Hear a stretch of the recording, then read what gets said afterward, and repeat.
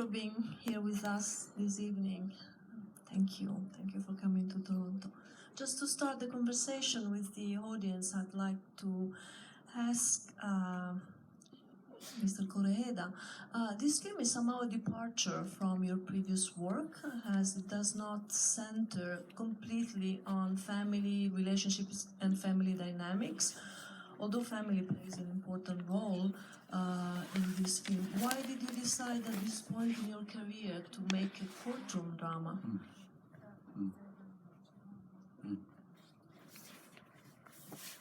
はい。なぜ？はい。まずたくさん残っていただいてありがとうございます。First of all, I'd like to thank everybody for remaining and for the Q&A. Thank you. この10年ぐらいずっとホームドラマを意識的にやってきていて、なるべくこう狭い範囲の大きな事件の起きない日常会話だけで人間をどう描写するかっていう、そのデッサン力をどう鍛えようかっていう作業をしてきたんですけども、はい。For the past 10 years, it's true, I have focused on family drama on a very narrow scope and dealing with no particular incidents, everyday life. And through that, I have really upped my skill in terms of sketching human personality. 少しタイプの違うものというか、自分の視野をもう少し社会にまで広げてみたときに、今自分が日本の社会の中で生きていて、何にこう、意識が向くかな、引っかかるかなと考えたときに、やっぱりこう裁くこと、人が人を裁くことをめぐる話をやってみたいなというふうに、思ったのがスタートでした。So I decided I wanted to extend it from the family to the larger society as a whole, because I live in Japanese society, and I thought, what is it about Japanese society that right now is sort of catching at me somehow? And I thought about it, and I came up with the idea of judging other people. 多分最初はそういう意味で言うと法廷ものであろうというふうに考えてたんですけども、こう作っていくうちに自分の意識がどんどんそこからこう離れていくというか、自分では深まっていったと思ってるんですけど、裁くことの罪を裁くことの先に多分自分ではこう見て見ぬふりをすることっていうんですかね、何か見ないふりをする、それは法廷では裁かれない罪だと思いますけれども、なんかそういうことを描けるといいなと思いながら作りました。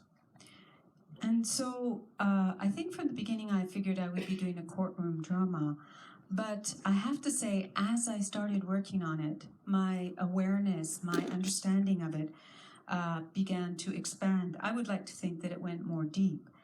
And I began to think about judging and about people that they look, but they don't really look. So they don't want to see what's going on and how that affects our society. Questions from the audience? Praise you. Yes, please, the gentleman. I was just curious, because you mentioned judging, why he decided to use religious philosophy in mesh with the courtroom drama instead of any kind of religion. Sorry, would he or did he? Why he used religious philosophy as opposed to any other philosophy? Yes. So the question is, if he was interested in judging, why he would use religious philosophy. Is that correct? To indicate the judging? As opposed to any other philosophy. Okay.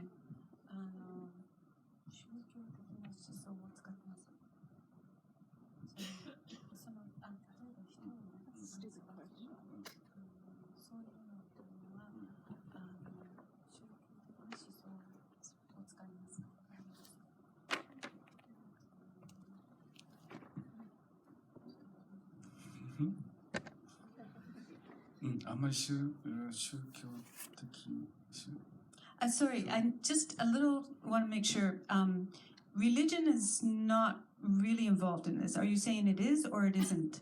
Well, there's a lot of iconography, like the Symbolism. Cross and 十字が出てくるからね。はい Okay, right. So Um, symbolism. うん宗教的なそのシンボルを使っているわけです。はいそれと、はいその裁くとのはいそうだね。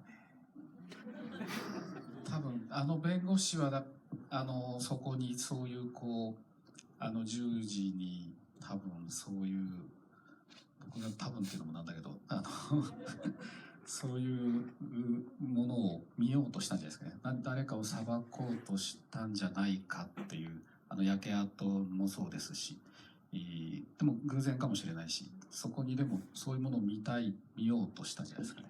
彼は。So I think that was probably, and I know it's strange for me to say probably, but probably the lawyer wanted to see something in that, symbolism in that it could just be that cross shape was left over after the burnt corpse was moved. And he himself was reflecting on judgment and so saw the connection between the symbol of the cross and the judgment. That would be one example of what you're talking about. Other questions? Yes, please, the gentleman. Yeah. There were many shots of hands in a variety of situations, very singled out. Was there any significance to the hands, like the shot of the hand, feeding the bird, like looking at a hand, touching hands, and many hands shot exclusively? So there was many shots of hands, so hands touching birds, hands doing different things, and why the emphasis on hands, is that correct? 手好きなんだよね。I like hands. 手は顔以上に手が何か感情を表現するということがあるなと思っていて、いろんな手を取りたいっていうのはこの映画だけに限らずですけどもいつも思ってます。それは料理をする手だったり、つなぐとか話すとかいろんな手の表情となると思うんですけど、そういうものをいつも取りたいなと思ってます。I feel that hands can express emotion even more than a face. And so I'm drawn to take hands. Not just in this film, I always am attracted to taking hands. For example, a hand that is cooking, a hand that is connecting, a hand that is separating out. So these to me have strong emotional values to them. Yes, please. The gentleman. Thank you very much for the film, Kore-eda-san. So I wanted to ask you, in your career, you have never been afraid to explore new territories in terms of drama. In 2009, you did Airdoll, which was fantasy, which was a new genre for you. Now that you're with courtroom drama, what was, like, did you encounter any challenges when you were writing this particular original story, that this is probably a new territory? So thank you very much for the film. I have always felt that you were not afraid to explore new territory. For example, in 2009, you took a fantasy film called Airdoll. And with this one, you've challenged yourself with courtroom drama. Was there any particular challenges you had when you wrote this story?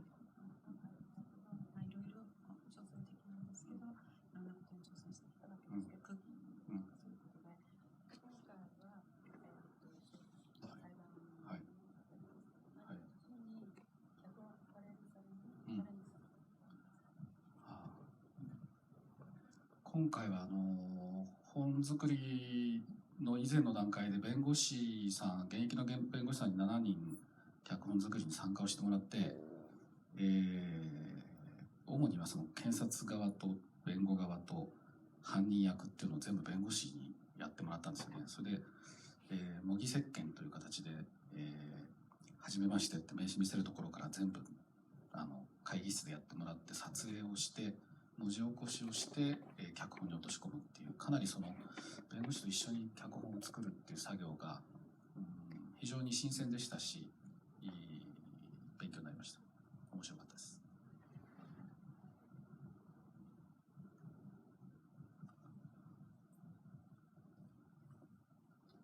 So, in order to write this script, even before I started writing, what I did was I got 7 lawyers together and asked them to sort of do skits or sort of mock trials or mock visits, and asked them to actually act out all the different parts. So they were all lawyers, but I assigned them different roles. For example, one lawyer would be the prosecutor, one would be the defense attorney, the other would be the criminal himself.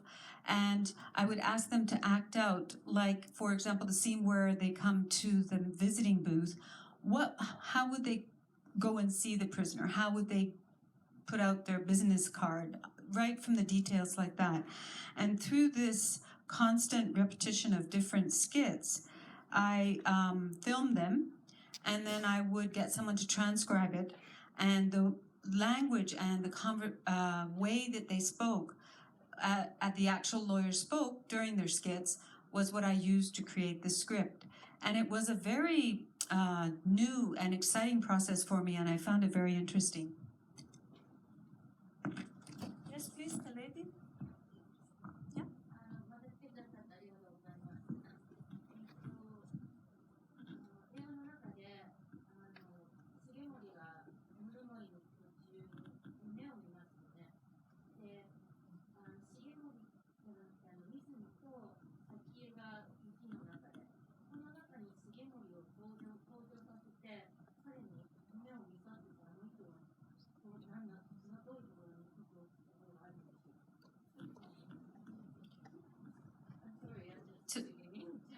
Do you want to repeat it in English?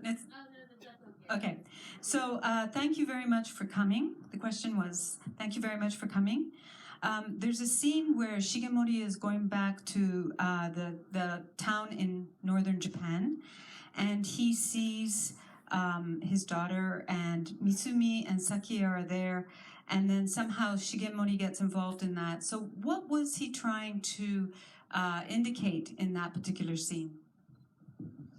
どう説明したらいいんだろうな。そうなんです。気合戦するとこね。あ、そうそうそうそう。It's where there are sort of snow angels in this that scene where the 3 of them are lined up. I heard that it's a very, very long story, and you had to edit it to contain the 2-hour, So you heard that it was originally a very long one, and you had to shorten it to get to the movie that we see today. So was something missing there? Is that what you're wondering? I was wondering why he chosen that scene. He has been doing like this. What he そうか、いろいろ切った割にはあのシーンが残る。そうだよな。いらないんじゃないかってことだよな、それ。今の質問。So the fact that that scene remained, even though many other scenes were cut, what does that scene symbolize? What's the importance of the scene? Would be a way of putting it. Is that correct? はい。はいはい。ありがとう。and he was more like interested in winning the court. But yeah, but then he changed to what was the truth after. だから有名なシーンがあったり彼も変わるわけですよね。それまではそうだね。してたのが。そうですね。Oh, sorry. The last part was that after the dream, too many languages. So after the dream, Shigemori himself started to change. His attitude up until that point was he was winning only, and just interested in winning the case, or just interested in going ahead with the case, even if he couldn't win. And then he started to get more involved in it. So the dream was kind of a turning point. そうだね。イメージと後半殺害現場で、三角と早紀江が、殺してるところに重盛が立っているって振り向くっていうそのこう参加をするっていうのがこう対になってるんだよね、イメージとしてはね、彼の中ではね。そういうこう3人でやってるっつっちゃったらあれなんだけど、もちろん直接的には重盛は殺害には加担はしてないんだ、少なくとも父親の殺人には加担してないんだけど、そこでこう彼がどういうシンパシーまでいかないかもしれないけど興味をミスミに持って距離を縮めていくのかっていう2つのブロックがこうつながってる感じなんですよね。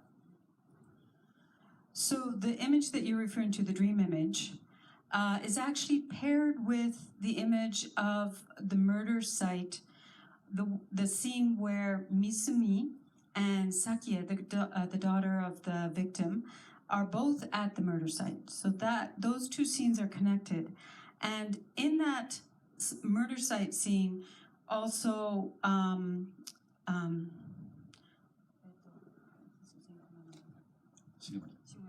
Shigemori was the one, he was also standing there, and he's standing there and he looks back. So what I'm sort of intimating here is that, of course, Shigemori wasn't actually involved in the murder, but somehow those two scenes connect him. Somehow he's involved, somehow he's responsible. And it also indicates that the distance between Shigemori and the murderer are starting to reduce and they're coming closer together. So it's sort of images, those two scenes are images that match each other, that indicate that things are shifting. Sorry, but we have to wrap it up here. Thank you for Eda-san. Thank you very much.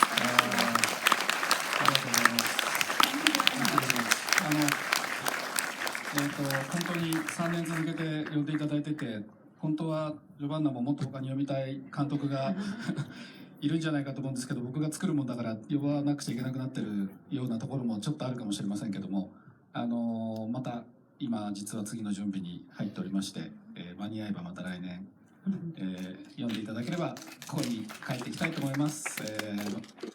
よろしくお願いします。またお会いしましょう。So I've been coming here 3 years now, and Giovanna has been calling me and asking me to come every year, inviting me here. And I'm almost at the point where I'm wondering if she's doing it just because she feels she has to. Having said that, I am now working on my next project, and I hope very much that I will be invited again next year with a new film. Thank you very much as always.